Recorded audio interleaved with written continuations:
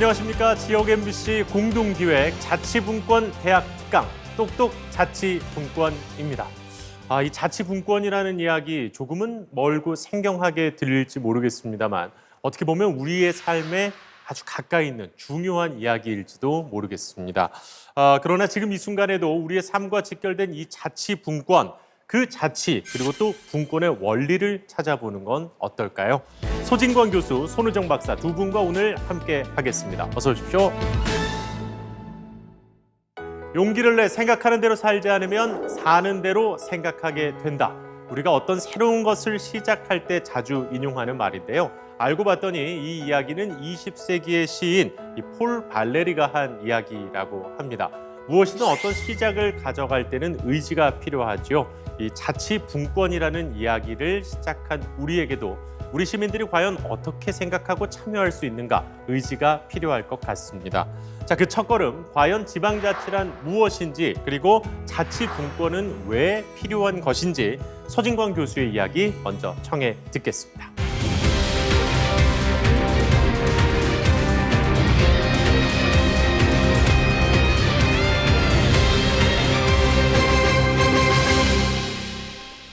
제가 말씀드릴 내용은 지방자치의 원리와 왜 자치분권이 필요한지에 대해서 이미 허일우 아나운서께서 말씀을 하셨듯이 우리 일상과 관련된 이야기에 해당이 될 겁니다.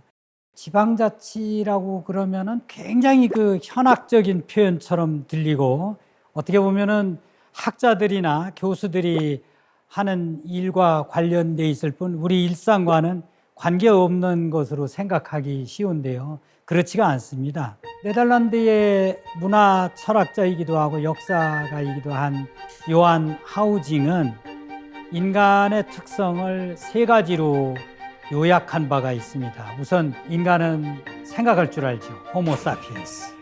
그다음에 두 번째는 인간은 도구를 활용할 줄 알죠. 그래서 호모 파베르. 그다음에 마지막으로 인간은 놀이를 통해서 즐길 줄 안다고 요약을 하고 있습니다. 그런데 이 마지막 호모 루덴스, 즉 놀이를 통해서 즐길 줄 아는 인간이라는 특성이 인간이 다른 동물에 비해서 사회성이 높다는 뜻을 의미하죠. 즉 놀이를 통해서 즐길 줄 아는 그런 관계를 통해서 지나오는 과정에서 자신이 부족한 것을 공동체를 만들어 가지고 그 공동체로부터 보충받는 그런 상호작용 과정이 이제 시족사회를 만들고 부족사회를 이루게 되는 원천일 것이다. 이런 이제 추정이 가능하죠.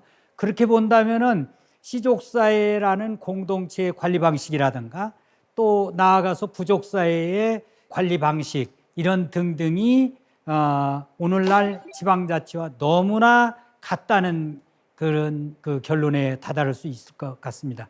오늘날에도 아마존강 유역이든지 인도네시아 수마트라 섬이라든가 이런 열대 우림 밀림 지역에는 아직도 외부와 연락을 단절한 채 국가라는 존재 없이도 자치를 통해서 공동체의 어떤 내부적 결속을 강화하고 외부로부터의 어떤 이 안보, 내부의 안보를 도모하는 그런 과정을 볼 수 있을 것 같습니다. 따라서 지방자치라는 것은 우리 생활과 굉장히 멀리 떨어져 있는 그런 이야기가 아니고 우리 일상생활에서 늘상 부딪히는 우리 생활에 대한 공동가치를 관리하는 방식이다. 그렇다면 지방자치를 어떻게 조직하고 우리 공동체를 어떻게 형성하고 어떻게 관리하는 것이 내가 노력을 최소한으로 들여서 최대의 효능을 얻을 수 있을까 하는 문제에 이제 부딪히게 되겠죠. 그럴 때 대두되는 원칙이 하나가 있습니다. 그건 뭔가 하니 같은 것은 같게 관리를 하고 다른 것은 다르게 관리해야 된다는 얘기죠. 여러분, 우리는 개인으로서의 존재도 있지만은 어떤 공동체 일원으로서의 존재도 있는 거죠. 그런데 개인으로서의 존재와 어떤 집단 공동체 구성원으로서의 존재는 종종 상호 충돌하게 되어 있습니다. 그건 뭔가 하니 개인으로서 존재는 자신만의 자유를 확대하고 싶어 해요. 그러다 보면은 다른 사람의 존재와 상호 충돌할 가능성이 많아지고 이러한 충돌을 관리하기 위해서 공동체가 필요한 거 아니겠습니까? 그런데 또 그런 공동체의 구성원으로서의 존재는 자신이 누리고자 하는 자유의 일부를 유보해야만 그러한 공동체 가치를 유지할 수 있고 공동체를 형성하고 관리할 수 있는 그런 그 현실적인 문제와 직면하게 되는 거죠. 자, 그렇다면 지방자치 장점이 무엇일까요? 지방자치는 지방마다 여러 다양한 조건에 놓여 있기 때문에 지방마다 여건이 달라요. 이 이야기는 지방마다 다른 특수성이 있다는 이야기고, 그 다음에 국가 전체로서는 국가라는 공동체 가치를 형성하고 유지 관리하기 위해서 국가 평등권적인 어떤 기본권에 입각해서 누구든 대한민국 국민이라면은 이 정도의 평등권적 기본권을 누려야 된다는 그런 보편성의 틀이 있습니다. 따라서 지방자치를 하게 되면은 각 지방마다 자치를 통해서 특수성을 충분히 살리고도 또 대한민국의 구성원으로서 대한민국 전체적인 보편적 틀을 충족시켜 줄 수 있는 또 다른 계층의 공동체가 있는 그런 장점을 지니고 있다는 거죠. 그렇다면 이러한 지방자치의 장점을 살리기 위해서 지방자치를 어떠한 원리에 의해서 조직하고 운영하느냐 하는 문제가 중요하게 대두가 될 겁니다. 흔히 제가 인간의 사회성을 조직화 과정에서 적용되는 원칙이 같은 것은 같게, 다른 것은 다르게 관리하는 데에서 적은 노력을 들이고도 큰 효용을 얻을 수 있다고 말씀을 드렸잖아요. 그렇다면은 그러한 같은 것은 같게 관리하고 다른 것은 다르게 관리할 수 있는 원칙이 무엇일까? 이를 흔히 우리 지방자치학 분야에서는 보충성의 원칙이라고 합니다. 이 보충성의 원칙은 크게는 두 가지로 나눌 수가 있어요. 하나는 소극적 의미의 보충성의 원칙이 있고 또 다른 하나는 적극적 의미의 보충성의 원칙이 있습니다. 첫 번째, 소극적 의미의 보충성 원칙이라는 것은 개인이 할 수 없으면 공동체를 만들어서 해결하는 거고, 그 작은 공동체가 해결할 수 없으면 보다 상위의 큰 규모의 공동체를 만들어서 해결하는 겁니다. 제가 발생한 쓰레기를 제가 전부 해결해야 된다면 아마도 이게 복잡한 과정이 들고 돈도 많이 들어갈 겁니다. 그렇기 때문에 쓰레기의 그 수거나 처리 이런 문제를 기초지방자치단체가 맡아준다면은 그만큼 제 개인적인 노력을 적게 들이고도 쓰레기 처리를 통해서 내가 얻게 되는 쾌적함이라든가 이런 그 위생적인 환경이라든가 이런 효용은 늘어나겠죠. 개인이 누리는 효용은 늘어날 것입니다. 국방이라든지 외교 이런 등등은 지방자치단체로서 아무리 광역자치단체라도 해결하기가 어렵다. 그러면은 국가의 업무로 넘겨버리는 겁니다. 그럼 국가가 그러한 일을 대한민국 전체를 갖게 관리함으로 인해서 국방비에 쏟는 국민 1인당 비용은 적게 들이면서도 국방 서비스를 통해서 국민 1인당 누리는 그 안전이라든가 이런 혜택이나 효용은 높아진다는 거죠. 그렇다면 두 번째 적극적 의미의 보충성의 원칙은 뭘까요? 자, 모든 개인이 할 수 있는 것은 개인이 할 수 있도록 개인이 자유에 맡겨놓는 것이 민주주의의 기본 원칙입니다. 그럼에도 불구하고 개인은 능력이나 여러 가지 조건에 따라서 자신의 필요로 하는 그런 재화나 서비스를 충족받는 정도가 달라요.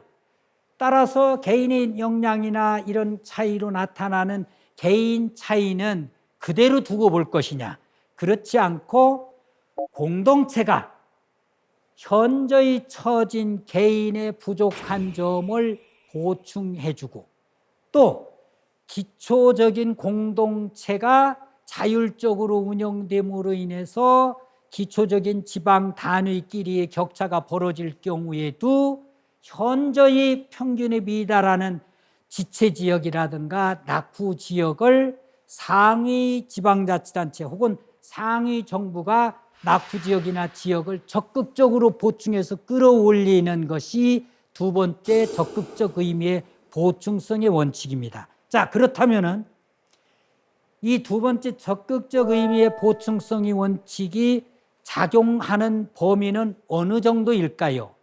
부족한 개인을 보충해 준다고 그랬을 때 그 개인을 보충해 줄 때에는 그 개인이 부족한 부분만 보충해 줘야 나머지 이 사람도 스스로 노력해서 자신의 노력으로 자신의 그 효용을 다한다는 보람을 느끼게 되는 거지.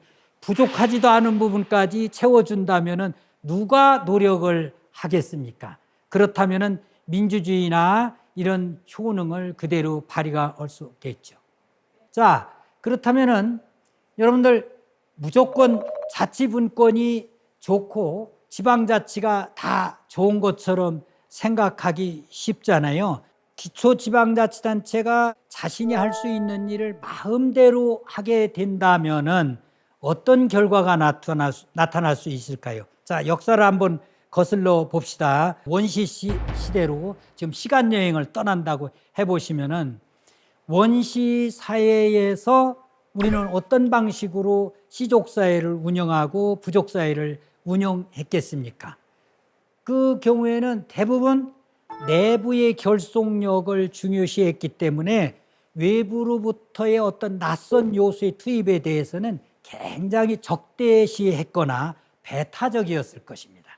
그런 방식으로 여러분 아마 1950년대, 60년대, 70년대 초반까지만 해도 우리나라의 전통 사회는 인접 마을에 대해서도 배타적인 성향이 강했던 그런 그 생각을 기억을 하시는 분들이 많으실 텐데요. 이와 같이 조그만 공동체끼리의 외부에 대한 배타성, 이걸 허물어 보자라는 것이 근대 산업국가 이후에 나타나는 사상적 조류예요. 즉 산업혁명이 유럽에서 막 퍼지고 있을 때 산업혁명이라는 것은 교통통신의 발달로 인해서 어느 지역에서 많이 남는 자원을 그 자원을 부족한 다른 지역으로 이동해야만이 효용을 더 증대시킬 수 있는 그런 논리를 띠고 있습니다. 산업혁명 자체가.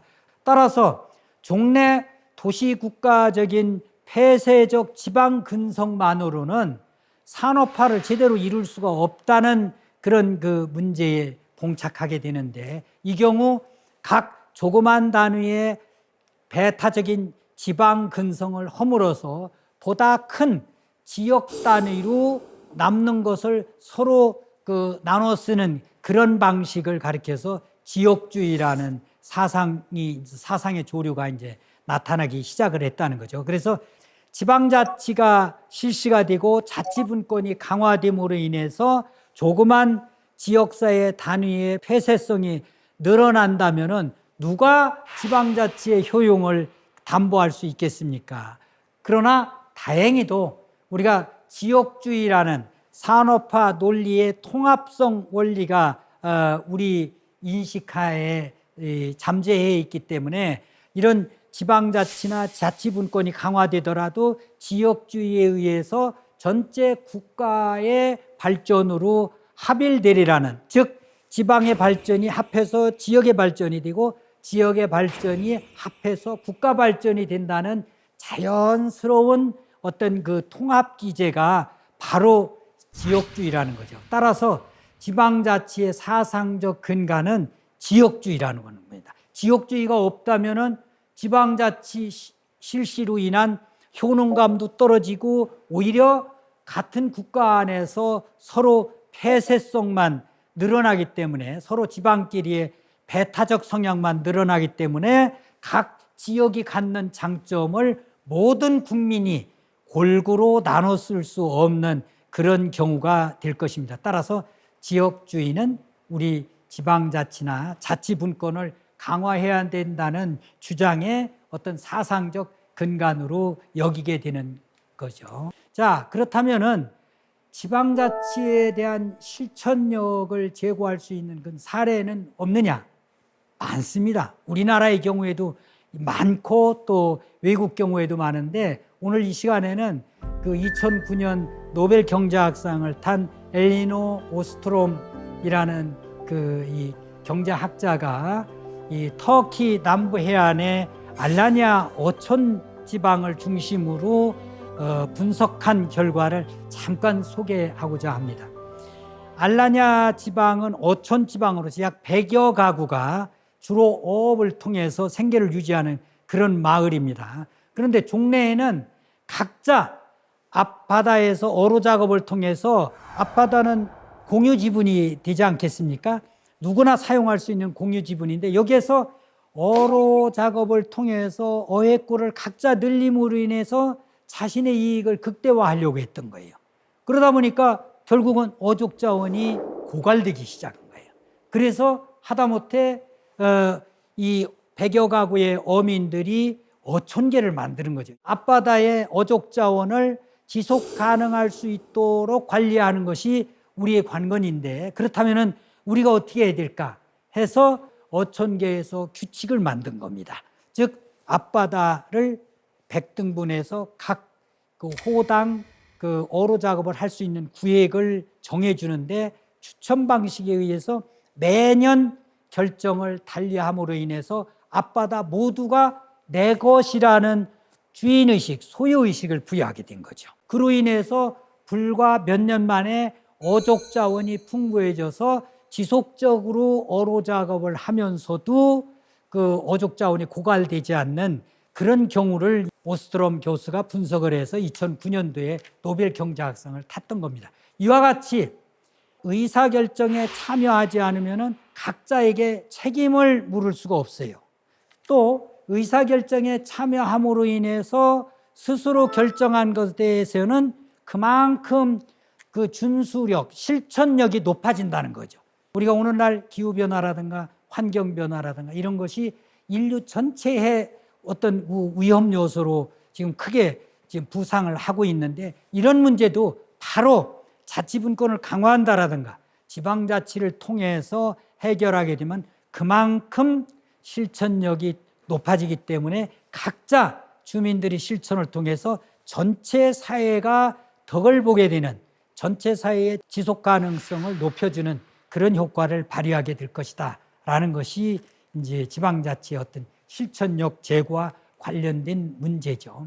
따라서 1992년 소위 ESSD라고 해서 그 유엔이 브라질의 리우데자네이루에서 환경에 관련한 지구 정상회의를 개최하면서 의제 21, 아젠다 21, 즉 21세기에 인류가 공동으로 해결해야 될 과제를 설정하고 그걸 실천하기 위해서 지방자치단체별로 또 광역자치단체별로 또 국가별로 또 분야별로 어떤 의제 21을 실천할 수 있을까를 만들어서 제출하도록 되어 있는데, 그 경우에도 이해 당사자를 모두 참여시킨 가운데 그런 의제 21을 만들어야 된다라고 주장하게 되는 것도, 이런 참여 없이 책임 없고 책임 없이는 공동의 일에 대한 주도권과 주인의식을 높일 수 없다는 데 근거해서 나온 이야기죠. 결국은 자치분권이라든가 지방분권이 강화되어야 된다는 실익은 주민들한테 주도권과 주인의식을 부여함으로 인해서 공동의 문제를 스스로 해결할 수 있게 하는 실천력 때문이라고 우리가 생각을 할 수가 있는 거죠. 감사합니다.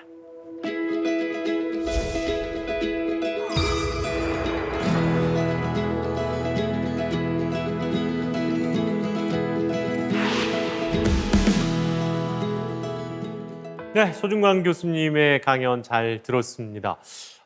나에게도 분명히 부족한 게 있는데 이걸 어떻게 할 것인가 고민을 해보면 나의 장점을 더 키워서 단점이 안 보이게 만드는 게 더 멋진 것 아닐까요? 자, 우리가 아고라라는 말 너무나도 익숙하시죠? 이 아고라는 고대 그리스의 광장을 뜻하는 말인데요. 이 정치에 대한 토론, 투표 이런 것들이 고대 그리스에서 모든 시민들이 직접 참여하는 직접 민주주의로 바로 이 아고라에서 이루어졌기 때문에 아주 뜻깊은 단어가 됐습니다. 자, 21세기 현대 민주주의 아고라에서 우리는 왜 자치를 이야기해야 할까요? 자치의 탄생, 이 이야기부터 손우종 박사께 청해 듣도록 하겠습니다.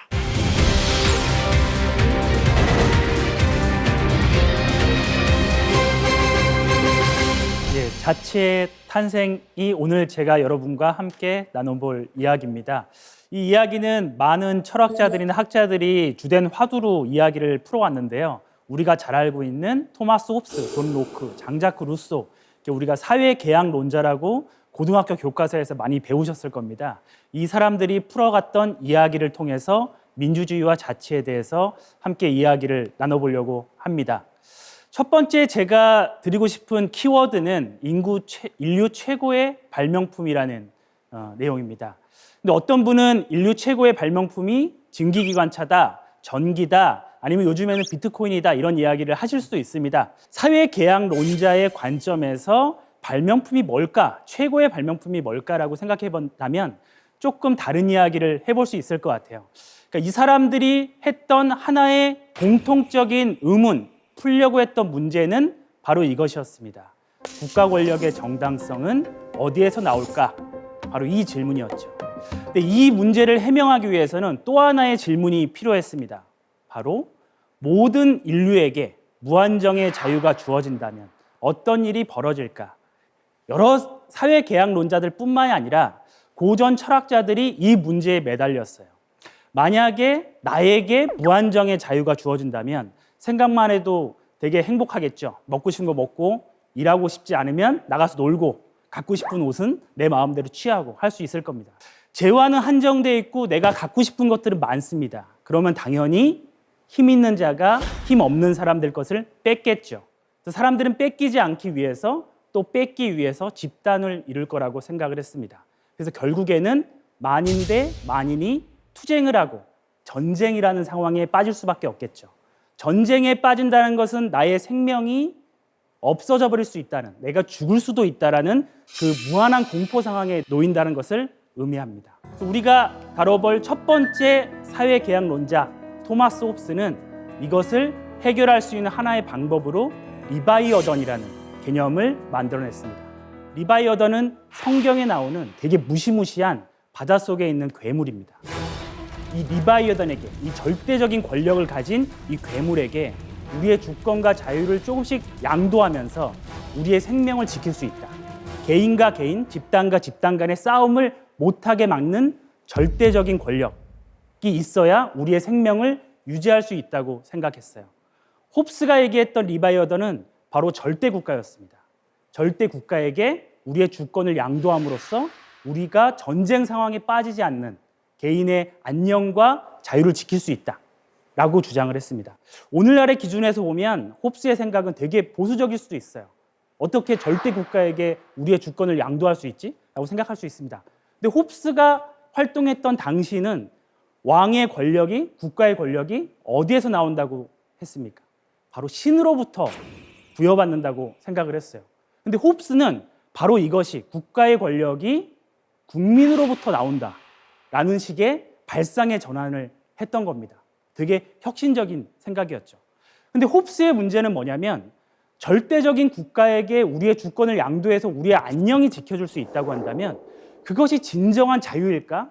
루소가 이런 말을 했죠. 홉스가 얘기하는 자유는 감옥 안의 자유다. 감옥 안에서의 안녕이다. 이런 이야기를 했습니다. 여기서 딜레마가 생깁니다. 무한정의 자유를 주면 전쟁 상황에서 나의 생명을 잃어버릴 수도 있고 그것을 막기 위해 절대적인 권력에게 우리를 규제하고 우리가 구속당할 규칙을 만들어 달라고 하면 감옥 속의 안녕, 감옥 속의 자유에 머물게 되게 되는 이 딜레마, 이 아이러니, 이걸 어떻게 풀 것인가? 이것이 화두였어요. 여기서 제가 생각하는 인류 최고의 발명품이 나옵니다. 그 민주주의라는 개념이었죠. 민주주의는 바로 이런 발상의 전환을 했습니다.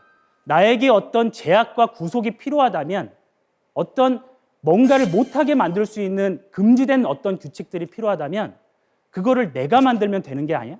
이런 식의 발상의 전환이었죠. 그래서 우리가 민주주의는 흔히 데모스, 우리 뭐 인민이라고도 하고 우리가 편하게 국민이라고도 이야기해 볼 수 있겠습니다. 국민이 스스로 지배하는 체제를 민주주의라고 하죠. 저는 이것을 인류 최고의 발명품이라고 생각을 합니다. 그래서 우리 허이루 아나운서님께서 말씀하셨듯이 우리 민주주의 하면 빼놓을 수 없는 것이 고대 그리스 아테네의 도시국가를 생각합니다. 커다란 광장 아고라에 사람들이 모여서 국가의 중요한 정책들을 토론하고 결정하고 집행하는 그런 체계를 생각하죠. 우리 기원전 4세기에 아테네의 20세 이상의 시민들, 물론 여기엔 여성과 노예와 자격 없는 외국인들은 제외가 됐지만 20세 이상의 시민들의 남성 시민들은 한 3만 명 정도가 됐다고 합니다. 3만 명 정도의 사람들이 마음대로 와서 토론하고 결정하고 1년에 한 40회 이상 정도의 민회가 열렸는데요. 이게 직접 민주주의의 원형이다. 이렇게 우리는 알고 있습니다. 그런데 고고학자들이 이 아고라의 형태를 조사를 해보니까 여기에 한 6천 명 정도가 참여했다고 해요. 면적이 6천 명 이상은 들어갈 수 없는 면적이라고 합니다. 그거를 생각해 보면 우리 3만 명적인 시민들이 모두가 나와서 결정했던 게 아니라 이날의 의제는 내가 좀 관심이 있어, 난 참여하고 싶어 라고 하는 사람들이 참여했고 매번 참여자들이 바뀌었다라는 교체에 아주 중요한 의미가 있습니다. 그렇다면 과연 고대 그리스 아테네에는 직접 민주주의만 있었을까? 민회만 있었을까? 그렇지 않았습니다. 거기에도 대의체가 있었습니다. 바로 보울레라고 하는 기구였는데요. 그리스 아테네에 있던 10개 부족들의 사람들 중에서 500명을 선발해서 대의체를 운영했습니다. 그래서 우리가 500인회 이렇게 부르기도 합니다. 여기에는 30세 이사의 시민으로 구성이 됐는데요. 이 대의체를 구성하는 방법이 기가 막힙니다. 10개 부족들의 인구 비례를 따라서 무작위로 추첨을 해서 500명을 구성했습니다. 자, 여기에서 추첨으로 이 사람들을 뽑았다는 건 되게 중요한 의미를 가져요. 오늘 우리나라 인구가 5천만 명 되는데 5천만 명의 사람들이 무슨 생각을 할까 알아보기 위해서 우리가 5천만 명에 되는 사람들에게 다 의견을 물어보지 않죠. 작게는 500명, 많게는 2,000명 정도 되는 사람들을 지역과 연령과 성별로 할당을 해서 무작위로 추첨한 사람들에게 의견을 물어봅니다. 그렇게 물어본 사람들의 의견이 약간의 오차 안에서 5천만 명의 생각과 같을 것이다라고 과학적으로 추론해내죠. 자, 그리스에서 대의체를 500명을 추첨으로 뽑았다는 것은 전체 시민이 참여했다면 내렸을 결정을 소수의 표본들이 하게 만들었다는 거죠. 아주 대단히 과학적이고 혁명적인 발상이었죠. 자, 그리스에는 행정관이라는 직책도 있었습니다. 오늘날로 치면 공무원들이죠. 한 700명 정도가 있었다고 합니다. 자, 700명 중에 몇 명을 추첨으로 뽑았을까요? 무려 600명을 추첨으로 뽑았습니다. 물론 이들에게는 급료가 지급이 됐죠. 자, 이 점은 그리스에서 공무원들이 하는 일, 공적 사무라고 하는 일들은 소수의 뛰어난 엘리트들이 하는 게 아니라 시민이라면 누구나 해야 하고 할 수 있는 권리이자 의무로 생각했다는 것을 알 수 있습니다. 그럼 나머지 100명을 어떻게 뽑았냐? 100명은 선거로 뽑았습니다.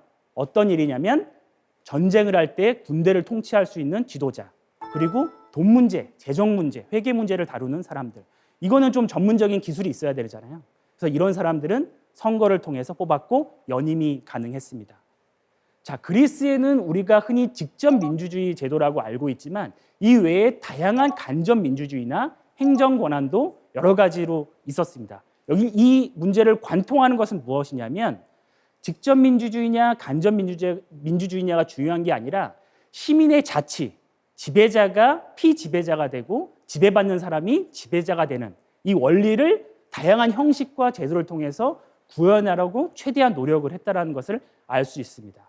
그래서 아리스토텔레스 같은 경우에는 이런 얘기를 했어요. 추첨은 민주정이고 선거는 과두정이다. 그리고 추첨제는 내일 내가 앉아 있을 수도 있는 자리에 오늘 앉아 있는 사람들의 지배를 받아들이는 것, 이렇게 이야기를 했었죠.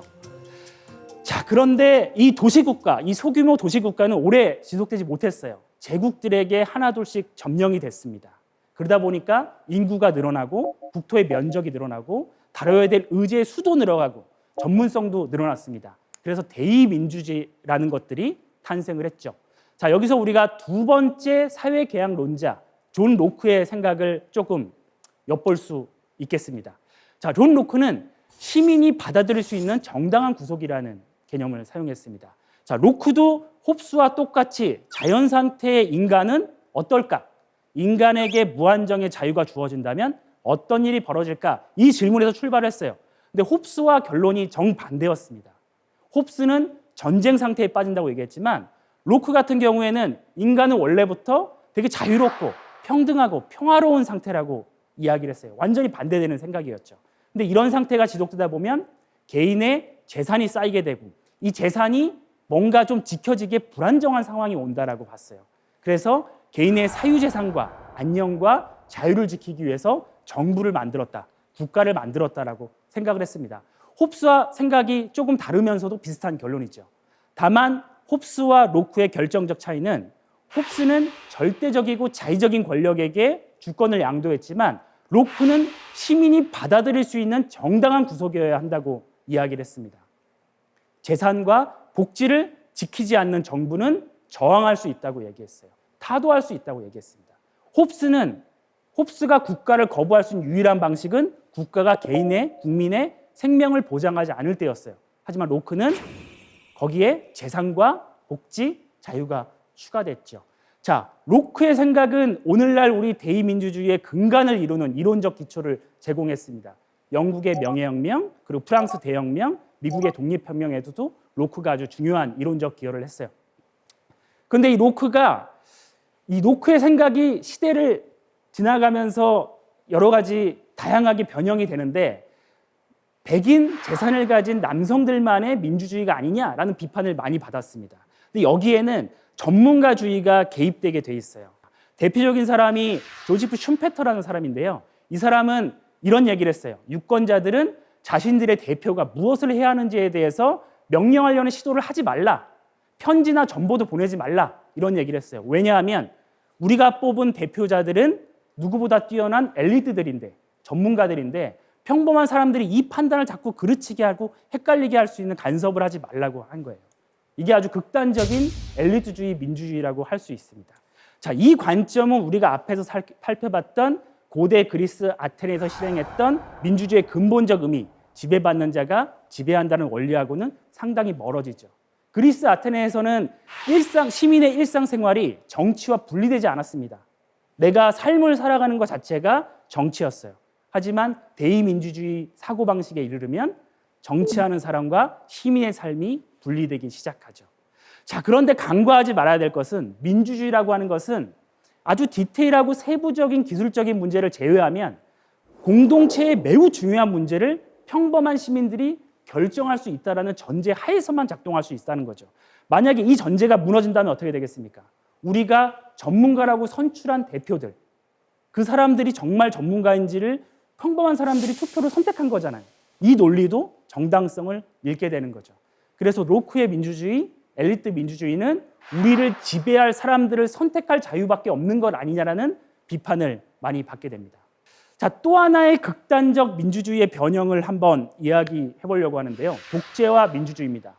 많은 분들이 독재와 민주주의는 완전히 대립하는 개념 아니야? 이렇게 생각하실 수도 있습니다. 하지만 이제까지 독재를 자임했던, 독재 권력을 휘둘렀던 사람들 치고 내가 민주주의를 하지 않고 있다, 나는 민주주의와 다르다라고 얘기한 사람은 아무도 없어요.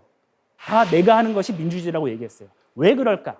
자, 이 이야기를 하기에 앞서 우리 마지막 사회계약론자 루소의 이야기를 먼저 한번 살펴보려고 합니다.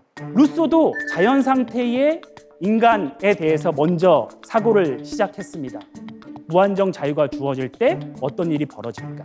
이 사람은 인간은 자유롭게 태어났으나 모든 곳에서 사슬에 매어 있다. 이런 아주 유명한 말을 했죠.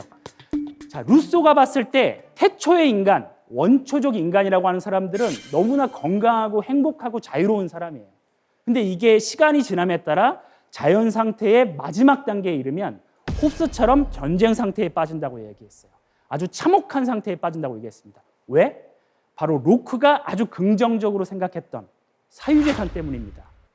사유재산이 오히려 개인의 복리와 인간의 자유를 확대하는 게 아니라 불평등을 만들면서 인간이 인간을 지배하게 되고 불화를 만든다라고 생각을 했어요.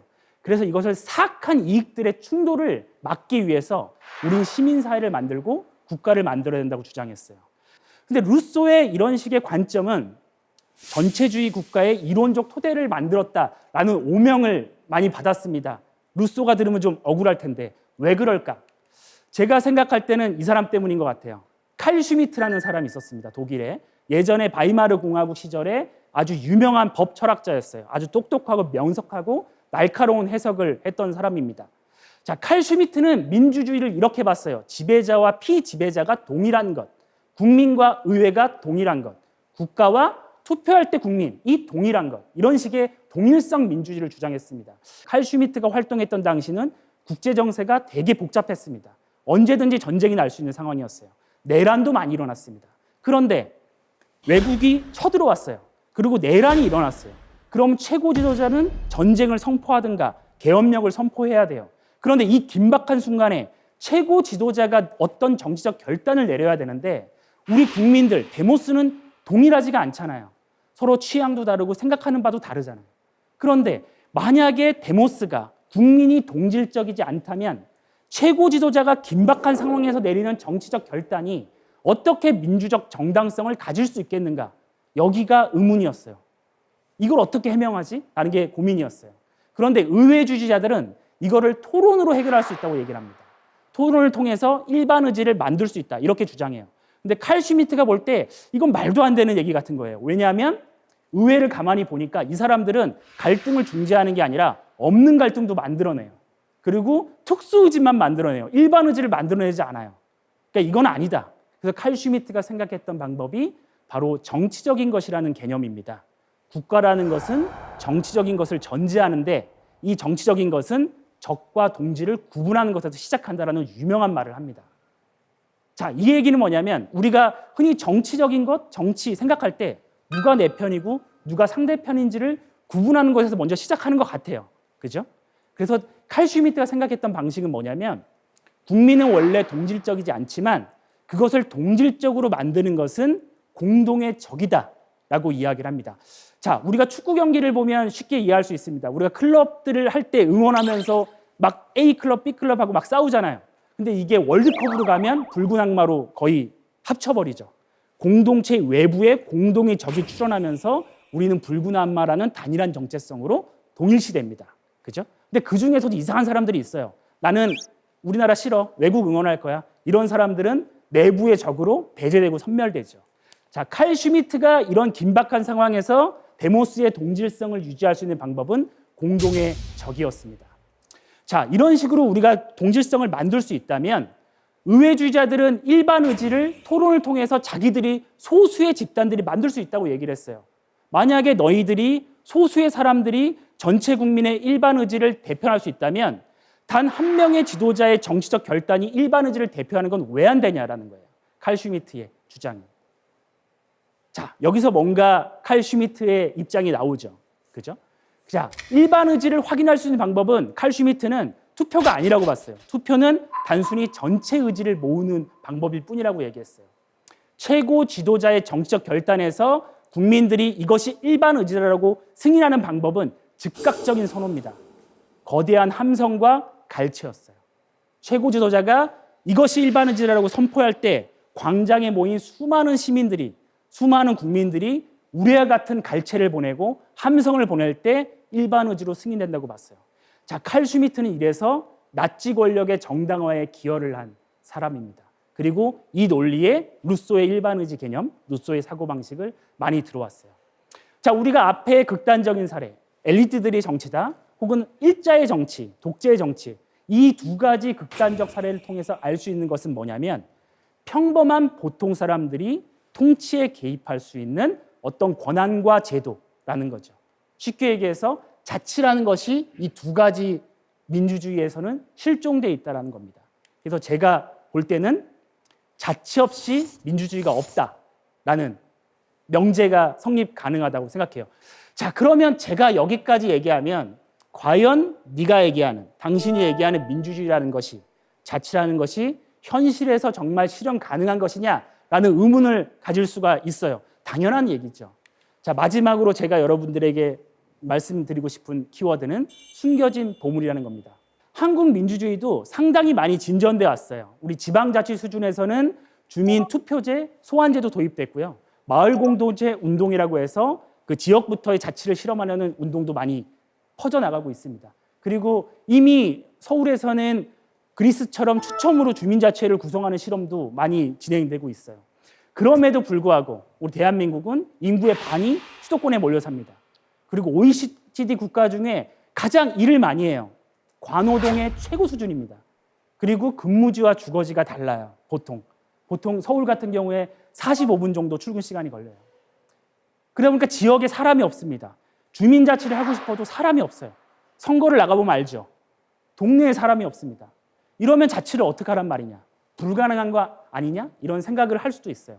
자, 여기서 제가 로베르트 미엘스라는 사람의 얘기를 좀 들려드리고 싶어요. 이 사람은 100년 전에 독일에서 가장 민주주의를 추구한다고 하는, 민주주의를 선호한다고 하는 혁명정당과 노동조합의 내부 민주주의를 연구했던 사람이에요. 근데 이 사람이 연구를 쭉 해보니까 민주주의는커녕 소수의 그룹들에게, 소수의 지도자들에게 권력이 집중되고 있는 것을 발견했어요. 이게 과두제예요.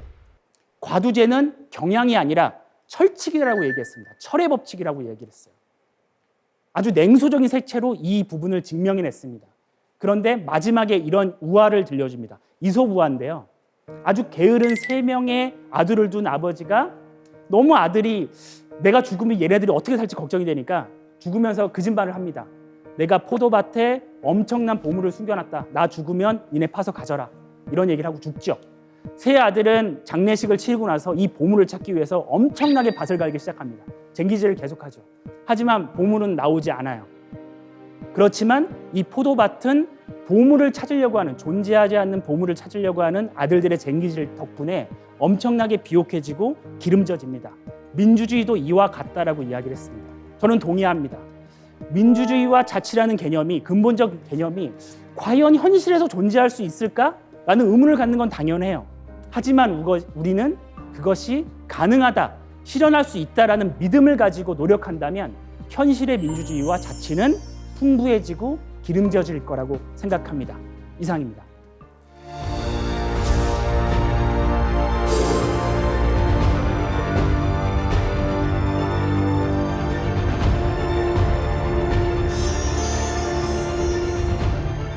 네, 서진광 교수 그리고 손호정 박사의 강연 잘 들었습니다.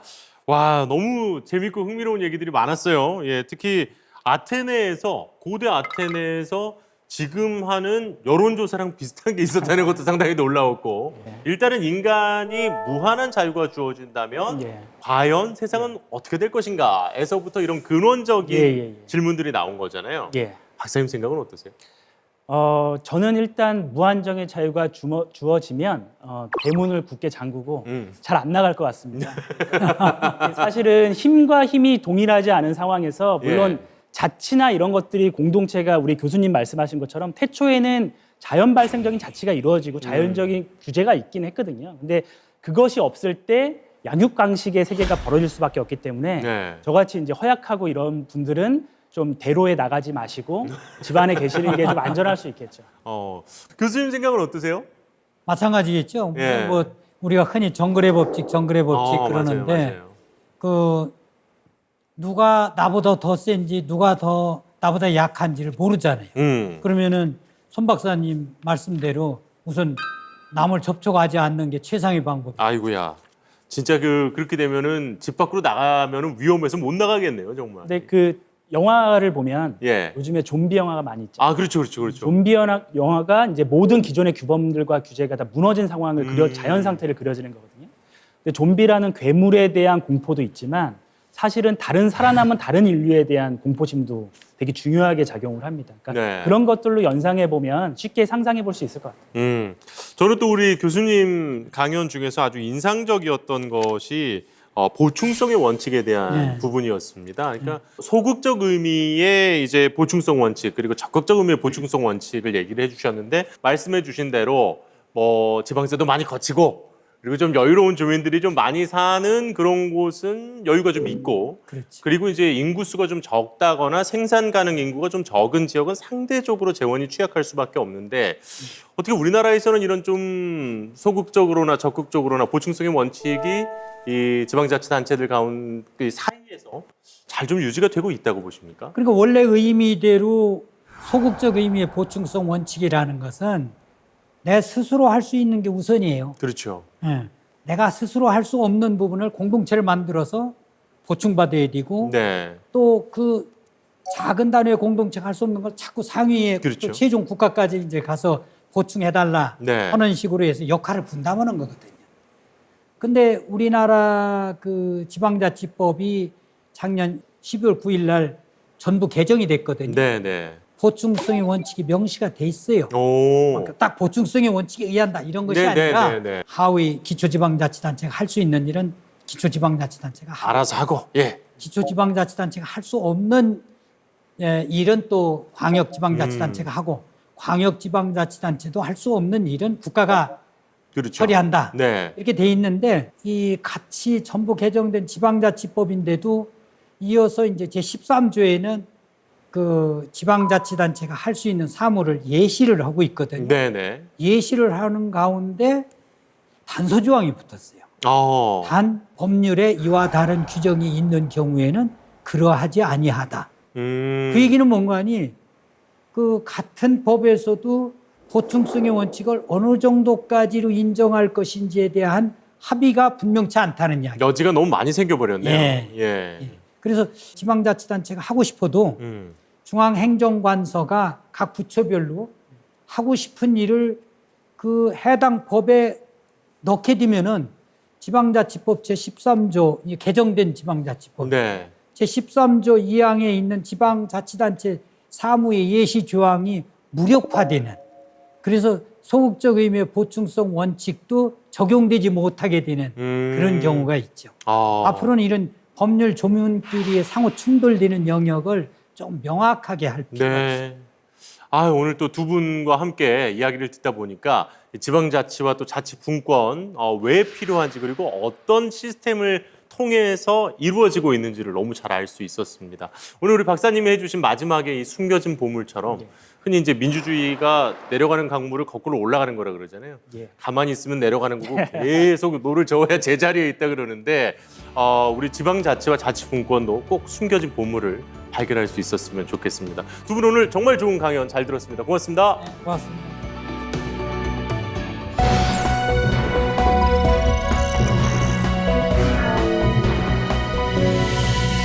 남들이 다 절벽에서 뛰어내리니까 나도 모르게 따라서 뛰어내리는 이 레밍이라는 동물의 다큐멘터리를 본 기억이 났습니다. 어쩌면 저렇게 바보 같을까 생각을 했는데 그게 저일 수도 있겠다는 생각이 들더라고요. 우리 사는 것도 어떻게 보면 좀 비슷하지 않을까요? 남들이 다 그렇게 하니까 나도 그냥 이렇게 하는 거지 뭐. 하지만 이 민주사회를 살아가고 있는 우리 시민들이라면 이 남들에게 살짝 묻어가는 인생보다는 과연 나에게 무엇이 필요하고 내가 어떻게 생각하고 행동해야 할 것인지를 스스로에게 한번 물어보시는 건 어떨까라는 생각이 오늘 들었습니다. 자, 현대 민주주의 시대를 살아가는 우리 시민들의 권리이자 의무를 다시 한번 되새겨보는 시간이었습니다. 자, 지역 MBC 공동기획 자치분권 대학 특강 똑똑 자치분권입니다. 저희는 다음 시간에 다시 인사드리겠습니다.